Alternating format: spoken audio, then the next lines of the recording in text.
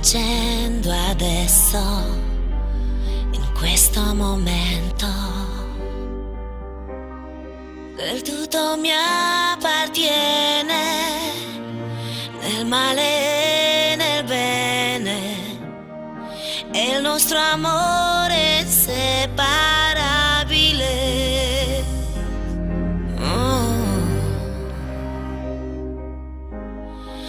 Il mio cuore ripete senza fine: ti amo, ti amo.